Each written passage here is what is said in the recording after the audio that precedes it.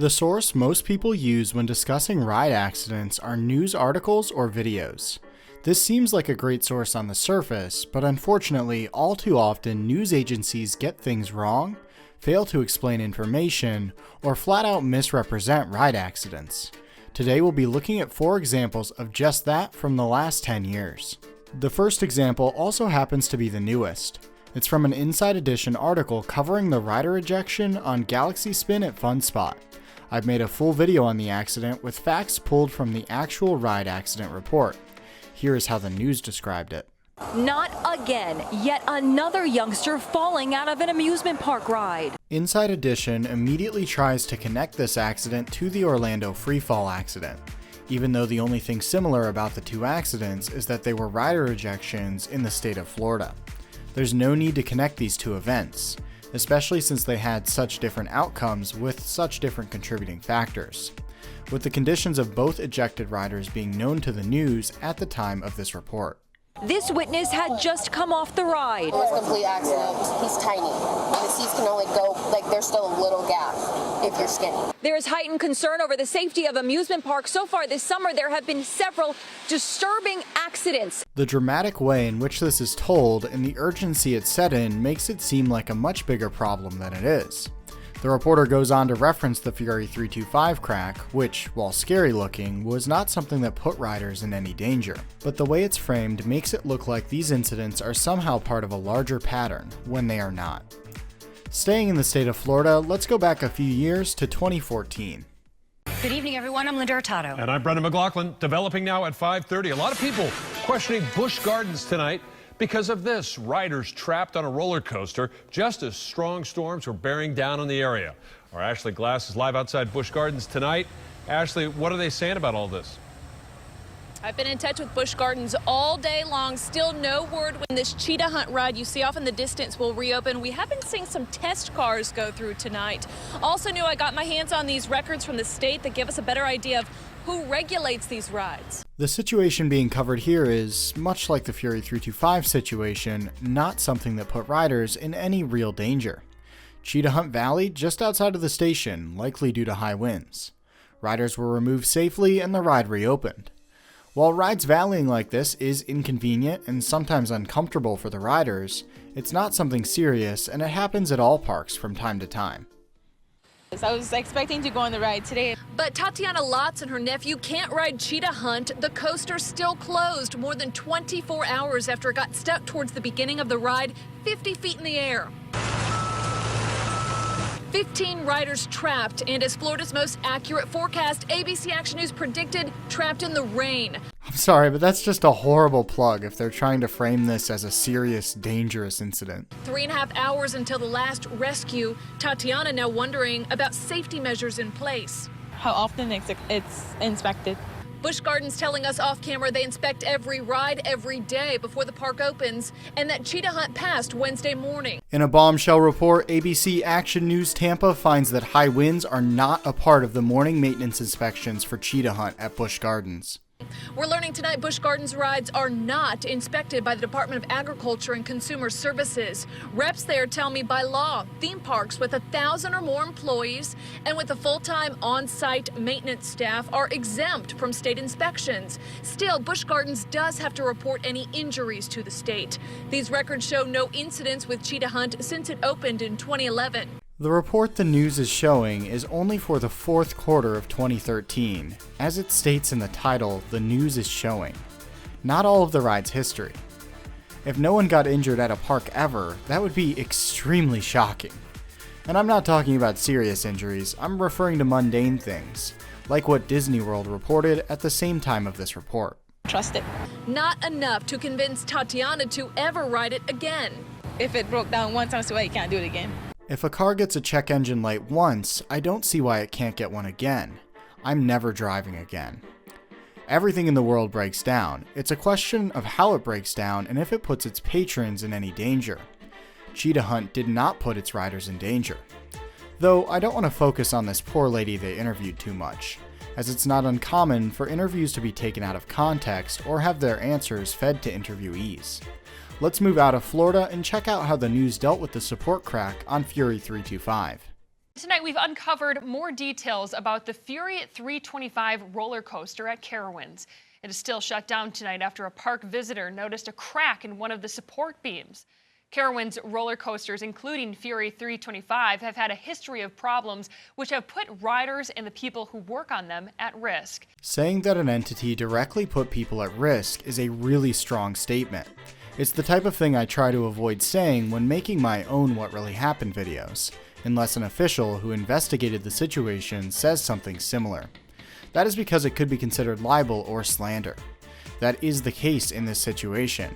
As for all the situations they go on to describe, none of them were determined by official investigators to have put riders in any actual danger. Queen City News reporter Daniel Pierce is live outside of Carowinds. And Daniel, put these past situations into perspective for us. Yeah, well, Morgan, we've looked back for the past few years at these malfunctions that have happened on a ride, and almost all of them, it was a malfunction on the ride itself. And even whenever you step back in time, while these rides are checked every day, a lot of the times, even before people step on the property, these situations continue to happen. Since 2015, there have been malfunctions or injuries on the Windseeker, Flying Cobras, Electrospin, Copperhead Strike, and Fury 325. In April of that year, a lever malfunction caused Fury riders to become stuck. This is not an accident. Rides stopped for a variety of reasons on control points. This was an example of just that. Calling it a lever malfunction is also just wrong, as for one, ride control panels use buttons, not levers, but more importantly, it was not a malfunction, as it was a safe, controlled stop. Almost a full year later, power outages at the park would leave riders stranded more than 100 feet in the air on the popular Windseeker. A power outage can happen, and an electric ride cannot lower without power. Though I personally prefer being stuck in the air a couple minutes than plummeting to the ground uncontrollably if a power outage occurs. Fast forward to March of 2019. He's screaming up there saying, "Bring the platform up." He's lost his hand. A contracted employee lost his hand on the popular Windseeker. They were doing maintenance on a part of the ride closed off from the public. He said, "My hand's cut off. It's bleeding everywhere. I'm scared." He's like, "I need help real bad." The ride, which sits on the South Carolina side, was closed down. 6 months later, OSHA issued fines for the park's parent company, Cedar Fair. 6 serious violations were found. Now, I have not personally reviewed this accident or the facts behind it. Perhaps it's a topic for the future. But I will say that OSHA violations sound really bad. But as any business owner will tell you, they can be cited for many different things. Not all of them as serious as the word OSHA violation sounds. That being said, I'm not familiar with the details of this accident itself. Even then, it would only be 5 months later before a rider on the recently opened Copperhead Strike would have her thumb broken by a seat malfunction. This is a perfect example of one of those things that just kind of happens, although parks should and do try to prevent them. And it's definitely an example of the news taking it out of context, as it was not a malfunction of the restraint or seat, but instead a rider getting their thumb caught in a part of the restraint. Not ideal, but definitely not a sign of lack of care. The ride is stuck. Stuck on the ride? In April of 2022, the Electrospin ride did everything but when it became stuck midair. Less than a month later, the same thing happened on the Flying Cobras, leaving riders strapped in for 45 minutes, staring at the ground. Personally, watched my tears fall from the sky. It was terrifying. And then, as you guessed it, a few days later, what makes this worse is we've got rain coming. All 3 of these are also non-accidents. Rides stop for a variety of reasons. Just like the Fury stoppage, these are intentional parts of the ride's design. Think about it like getting a check engine light in your car, but unlike a car, the ride stops all motion and won't let you move it until the problem is checked out. If you don't believe me that this kind of news report can be prepared for any park, here's another example. Silver Dollar City in Branson, Missouri has a history of ride incidents. In 2013, the popular Outlaw Run got stuck at the top of the lift hill, and riders had to be walked down. In 2021, the popular Wildfire roller coaster also got stuck at the top of the lift hill, and riders again had to walk down the ride. In 2022, their train ride derailed unexpectedly. Also in 2022, the park received a fine from OSHA for their workplace safety violations after a worker was killed working on Thunderation. So I think that just shows what some of these news agencies are willing to pass off as news. Let's check out one final video. This one from the UK featuring an interview with a Merlin Entertainment employee following the Smiler accident. Top story, more roller coaster closures at theme parks owned by Merlin Entertainment. Joining us from central London is the company's chief executive, Nick Varney. Mr. Varney, thank you for joining us on Sky News this afternoon. My goodness, what a few days you've had. What is the latest? Well, obviously, since the tragic accident on Tuesday, we've been focused really on two main things. First and foremost, we've been doing everything we can to help and support those that were on the ride, particularly the 4 young people who were seriously injured and their families, and our thoughts are obviously still with them. We've also been doing a lot of work on the causes of the ride accident. We have the Health and Safety Executive also pursuing their own inquiries on site.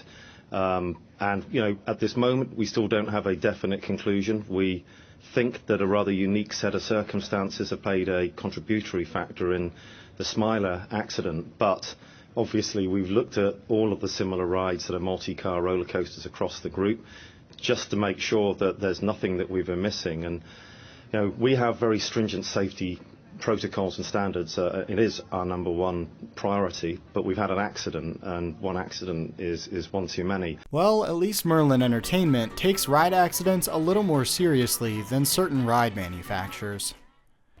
Intamin's US President Sandor Kernix was asked about this accident by media reporters at the time, and he responded by saying, "It's impossible to avoid an accident. Every accident is tragic and we should strive not to have any, but accidents do happen. The question is, what is an acceptable number?" But seriously, I really have to say this was a very honest and well-prepared statement. Let's see how the news takes it. Okay, so these rides at the other places as well, Chessington World of Adventures and Thorpe Park, you closed rides there as well. Those potentially were just accidents waiting to happen too? No, not at all. We are satisfied that the procedures that we have on all of our rides are safe. I think what we have done today... Let me just interrupt you there, if I may. If you're happy that they were safe, why were people seriously injured?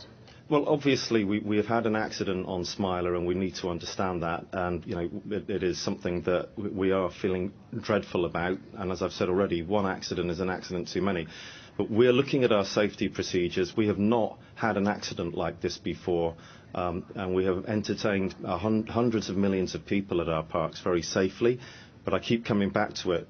We never want something like this to happen again. And what we have done today is put in another level of additional safety measures across all of our parks that operate these types of rides. And all of them, bar 2, have been able to implement those new procedures today. The 2 rides at Chessington that are currently suspended will take a few days before we can make the technical and training adjustments to bring them up to that new additional level of safety protocol. That does not mean that they were unsafe before. But your the only other ride, just to finish, the only other ride that if I might just interrupt, because obviously it's an interview and rather than just a statement. Given that you have to put other safety protocols into place, then obviously they weren't safe enough to start with. I don't think that's true. I think we have had very rigorous safety protocols across all of our attractions. As I've said, we have entertained hundreds of millions of people to our parks over the years very safely. We have had the first, and I hope only ever, major accident in one of our theme parks. We have to be doing things to make sure that that never happens again. It is just fundamental to what we do, and as I've said, we're just putting another layer on top of what were already very extensive safety protocols, and the news that is out there that we're shutting rides is a little bit overstated. Thorpe Park is shut because it's a similar ride to Smiler, and we think that's the right thing to do. Smiler is being dismantled as we speak, isn't it? I have to give the interviewee props for being able to keep it together. The interview continues with this back and forth for the next 10 minutes. with the employee stating the same thing and the reporter arguing over each and every word in the statement, turning what could have been an interesting interview into an annoying battle of buzzwords with no actual value, all in a vain attempt to get the employee to say something that would look bad on a headline. It's embarrassing that this is how this interesting accident was covered by Sky News. But unfortunately, as shown today, this is not a unique problem to just one network or location. It's reports like these that give all of the news and media a bad name, and it makes me worried anytime I see a news article cited when discussing a ride accident. These reports often misrepresent or outright lie about events. It's best when looking at ride accidents to stick to official reports prepared by government organizations or their contractors. It's these reports that I base my What Really Happened series of videos on. This means my videos on ride accidents are often delayed by several months or even years, but it means that I can report accurately on these events. News channels obviously do not have the ability to wait months before covering an accident, but they do have the ability to provide a more reasonable and balanced coverage that does not place blame, but instead discusses facts and what is known so far. Throwing blame around or trying to make mountains out of molehills only serves to make real accidents harder to understand. Thanks for watching this episode of Theme Park Nonsense. If you have a video you want to see reacted to in this series, feel free to submit it to the link in the description. Thanks for watching and see you next time.